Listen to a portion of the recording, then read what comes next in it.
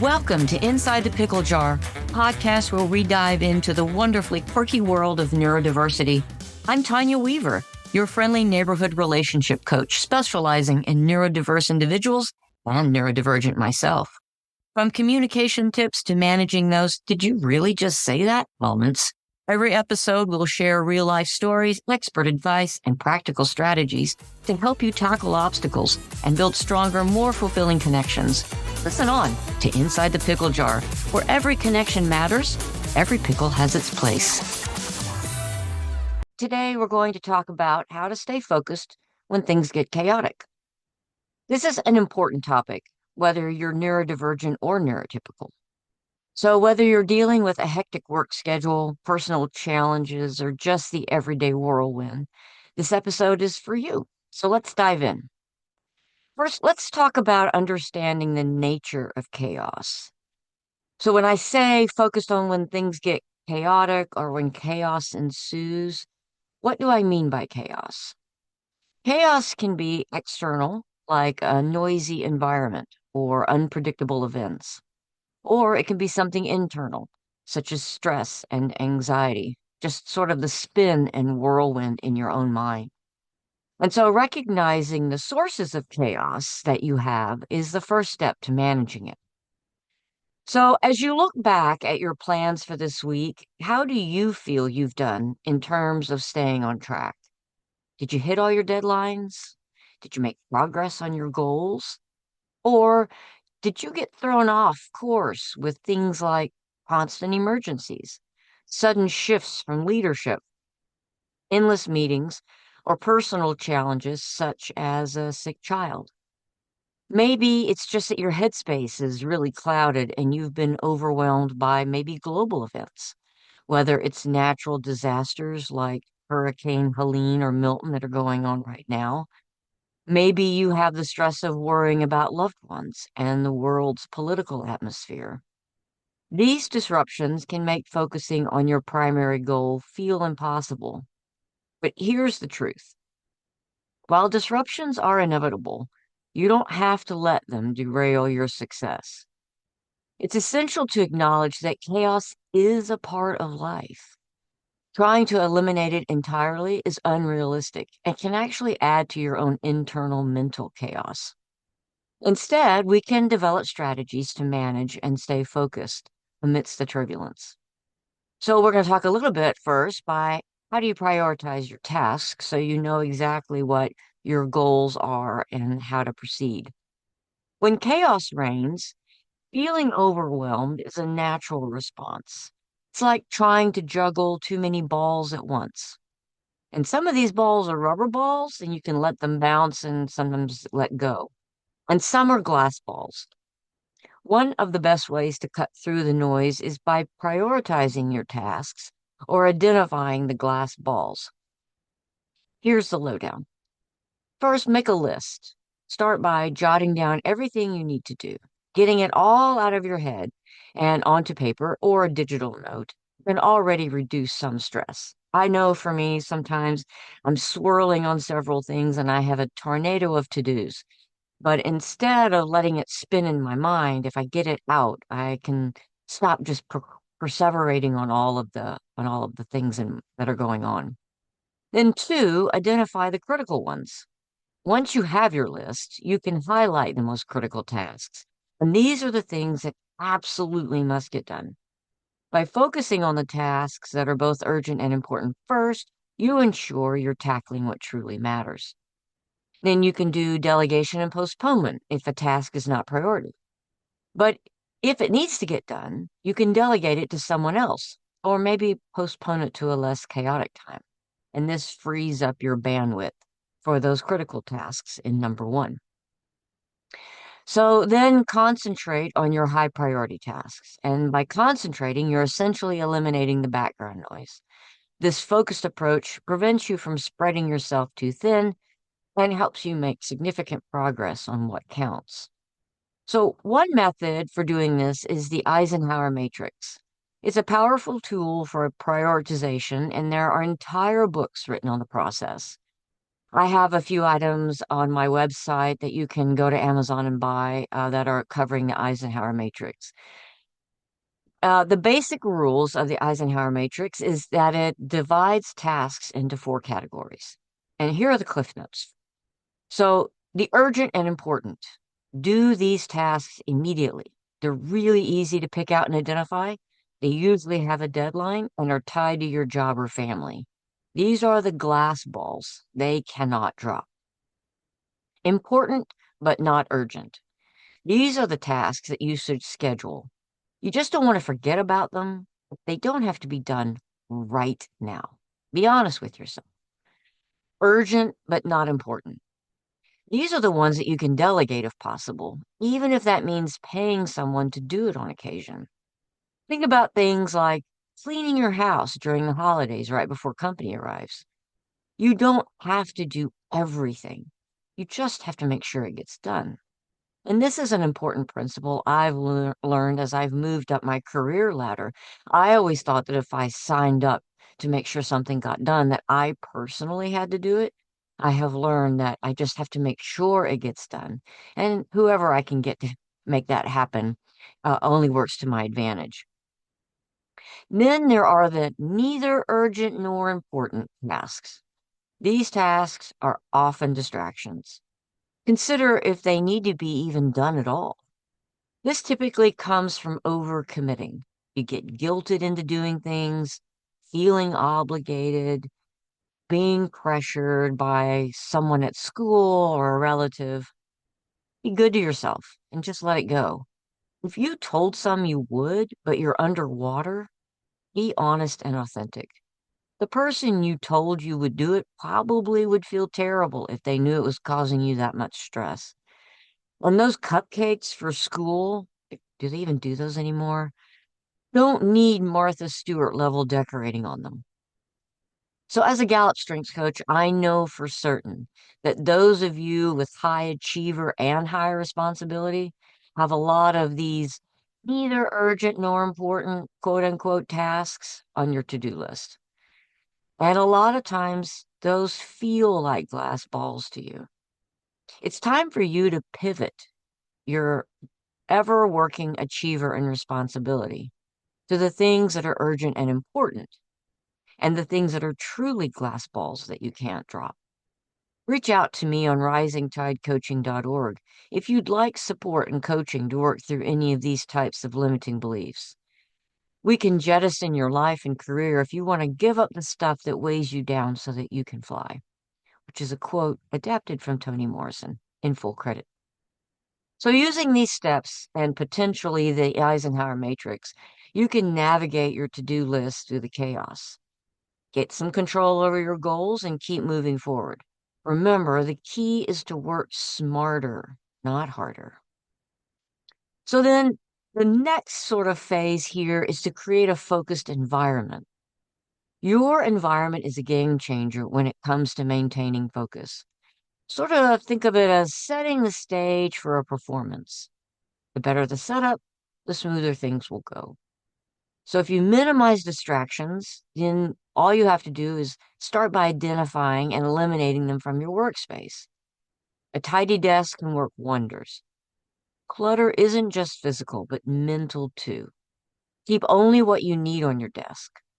I need to follow my own advice. I know I have things on my desk that don't belong there. But when everything is super cluttered and I'm up to my elbows in paperwork and stacks of books, it's really hard for me to concentrate. I'm easily distracted, and then I can procrastinate. So once you get all that cleaned up, if it's not a quiet space, then find noise canceling headphones, and those can be a lifesaver. Drowning out the background chatter is also called noise chatter, and that can be just noise clutter. Then lighting and comfortability. Don't underestimate the importance of good lighting and a comfortable chair. Natural light is best, but if that's not an option, ensure your workspace is well lit to avoid eye strain. I personally have commandeered an area of my house that if I were sharing it with somebody, it might be easy to give up or, say, we're going to use this for something else. but I owe it to myself to have that space. And I will say, as I sit here in my podcast studio, that is a converted closet, I don't have natural light, but I have added lots of extra light so that I don't feel like I'm in a closet. I feel like I'm in a well-lit room. So if it's not an option, just, figure out how to light it up with pretty lamps or things that are customized to you that bring you joy. Comfort is crucial too. Ergonomic furniture, for example, and that means furniture that fits you. It can bring discomfort if it doesn't fit you well and keep you focused for longer periods if it does. My biggest problem is I'm pretty short. So many desks are too tall for my short torso. So I have to make sure I have a chair that elevates me to get my elbows up where they need to be. Then you can use visual and physical cues. Sometimes it's helpful to use these cues to signify work mode or work in progress. This could be something like a sign on your door that says do not disturb or a dedicated work area distinct from where you relax. Like I can work on my couch or at my kitchen island, but I get my best and most focused work done at my desk that is dedicated to getting my job done. And then there's another technique that I have used a lot called the Pomodoro Technique. So when it's external chaos is unavoidable, I use this technique a lot and it comes in handy and it breaks your work into intervals. Typically 25 minutes of focused work followed by a 5-minute break. This cycle helps maintain your concentration while giving your brain regular intervals to rest. You can adjust the intervals to suit your working style, but the key is to stick to these periods strictly. This is another technique that has numerous books written about it, and I have links to those as well and some other products related to it in my website. And I'll put a link to that web page on my site in the show notes. And I do find if you're in a chaotic and busy, noise cluttered environment and you're forcing yourself to concentrate, it's easier if you know you only have to force yourself for an interval and not for hours on end. Then digital boundaries. So let's be real. We do need to set some boundaries on the digital devices. Turning off the non-essential notifications. I keep my phone on vibrate all the time. And then using apps or extensions that limit your access to distracting websites. The fewer interruptions from your phone or computer, the better your focus will be, especially if you're doing the Pomodoro technique or any kind of interval focus work.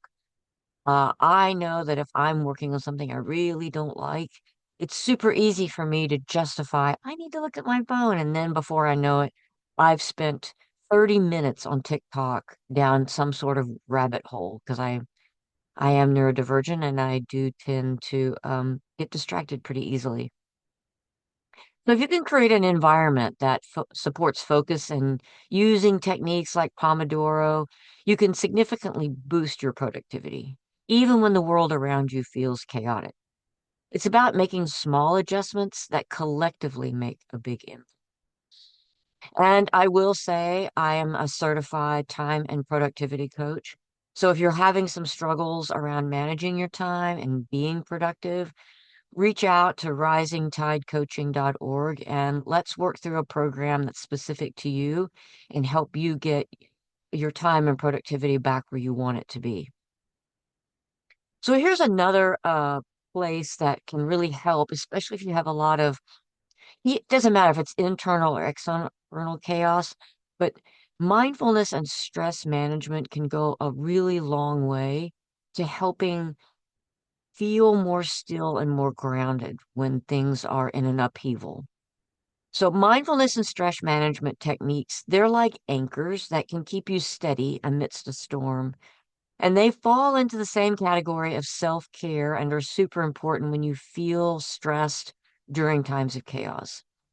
And some of these practices can even transform chaos into calm. So meditation is one. It's a powerful tool. It trains your mind to focus and remain present. It isn't some sort of woo-woo thing that you do and everyone talks about. but it really is a way to train your mind to back to calm.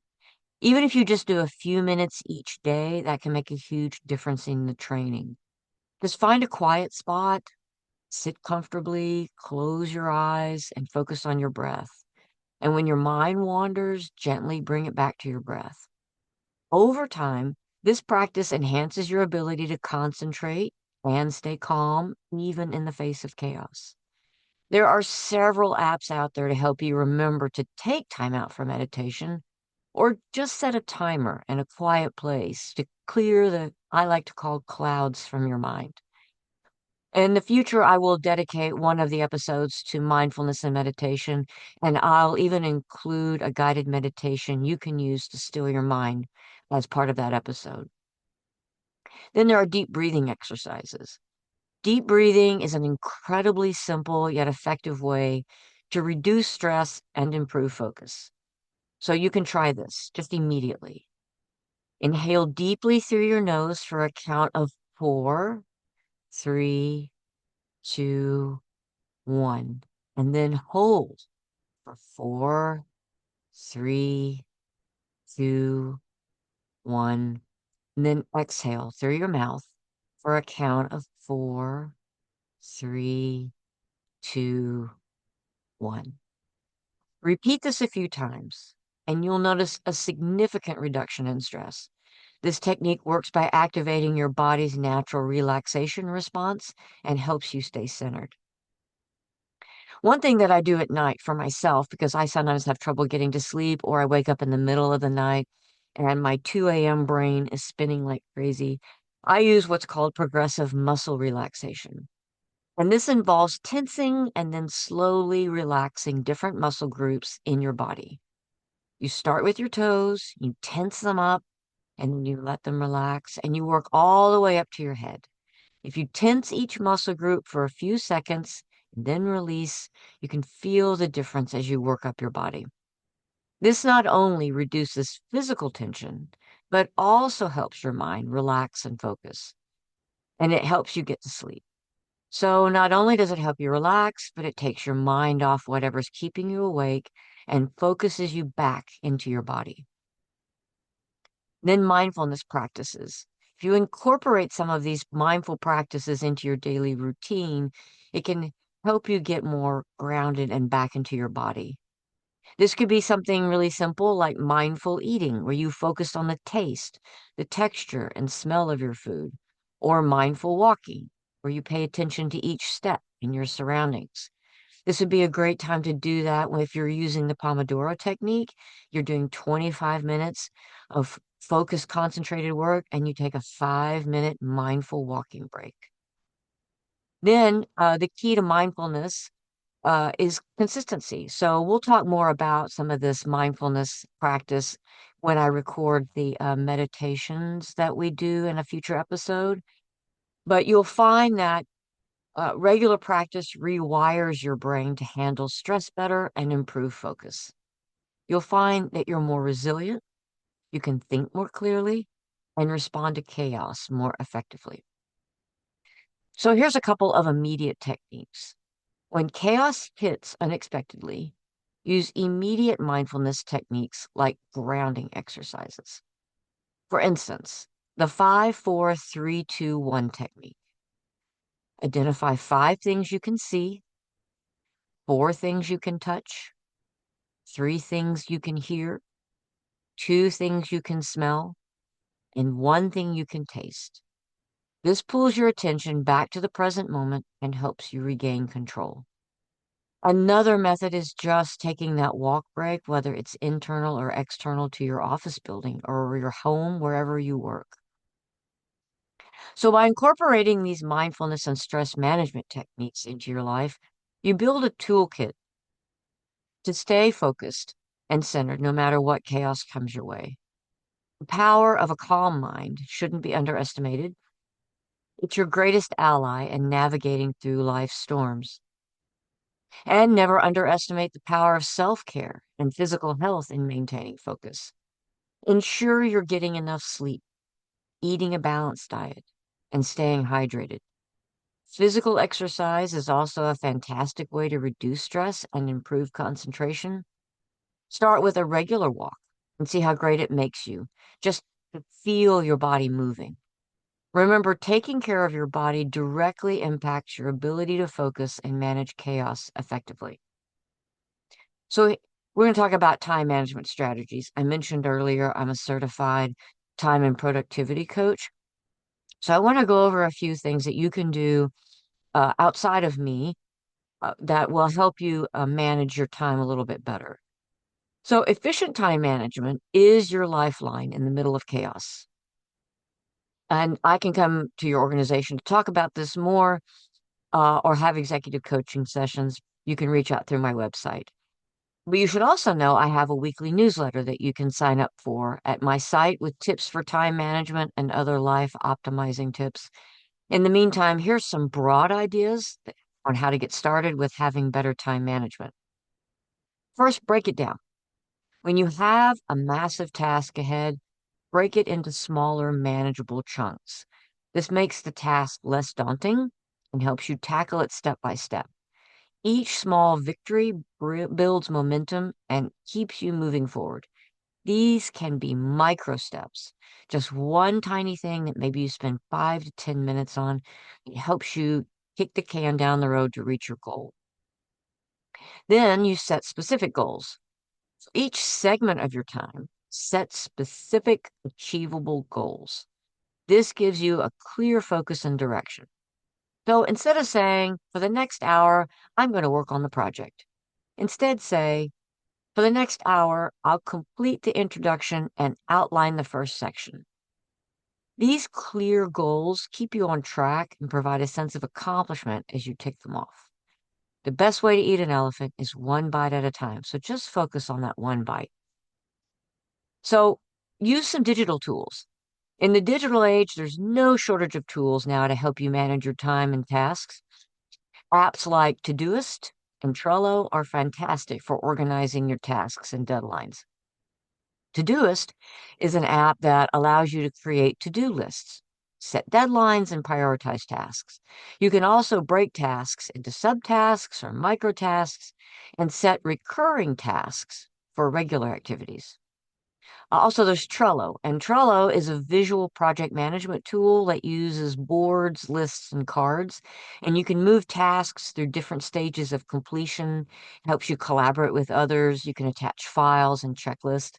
I actually use a Trello board with my podcast producer, and we use it to communicate back and forth and keep track of guests and episodes and things. So that's an important point as well. Keep track. Regularly review and update your lists. Adjust your priorities as needed, as stated earlier in this episode when we talked about the Eisenhower Matrix. Life is dynamic, and your schedule should be too. Make use of reminders and alerts to keep you on top of deadlines and important tasks. I use Outlook for my email, but I also use it to flag reminders on items I've gotten requests for via email. And you can set reminders, you can set schedules, you can set deadlines within that. So there's lots of handy tips and tricks on maybe some tools that you already have. Then time blocks. So if you can allocate specific time blocks for different tasks, this method is called time blocking, and it ensures you dedicate uninterrupted periods to your most important tasks. It helps you stay focused and reduces the temptation to multitask. I definitely have had to tweak this process for myself to maximize my time efficiency. But now that I'm using it regularly, I find I get more writing done. So I also call it batching, when I spend a concentrated block of time on one specific subject, like my writing, versus trying to scatter it throughout the week. Then review and reflect. So at the end of each day or the end of the week, take a few minutes to review what you've accomplished. What still needs attention? But then reflect on your progress and celebrate that. And that can help you identify any inefficiencies, adjust your approach moving forward, and reward yourself for having made more progress than you thought was possible. So by breaking your work into smaller parts, setting clear goals, and leveraging digital tools, you can create a structured approach to time management. This structure becomes your anchor. helping you stay focused and productive even when chaos is all around you, and sometimes may scatter your priorities for the moment, but it helps you stay on track for the long term. So you keep tweaking your system until you find what works best for you, or again, reach out to me for individual coaching to help you reach your goals. So, just a quick wrap up. Staying focused in chaotic times is about understanding the chaos, prioritizing tasks, creating a supportive environment, practicing mindfulness, and managing your time efficiently, as well as taking care of your physical health. I find that for myself, when I'm experiencing stress and anxiety, and it feels like the world is spinning, if I can get back to these basic steps and practice them, if only for a while, it can make a really huge difference. So that's all for today's episode of Inside the Pickle Jar. I hope you found this discussion on getting and staying focused during chaotic times helpful. And if you want to learn more, check out the links in my show notes. And if I can help coach you through on how to improve your mindset, work through any limiting beliefs you have, help you become more productive and manage your time, please reach out through my website at risingtidecoaching.org. And if you enjoyed this episode, please subscribe, leave a review, and share it with others who might benefit from our discussions. You can also follow me on social media for more insights and updates. And don't forget, I mentioned earlier in this episode, if you're enjoying these discussions on the podcast, especially today's, and you want to stay updated with tips on productivity, time management, personal relationships, I invite you to sign up for my weekly newsletter. Each week, I send exclusive content that I don't offer on my site. You can only get it through the email. And I provide tips and updates straight to your inbox. It's a great way for us to stay connected, continue our journey together. So just head over to risingtidecoaching.org and enter your email to join our community. I look forward to sharing more with you, and until next time, stay curious and keep celebrating neurodiversity.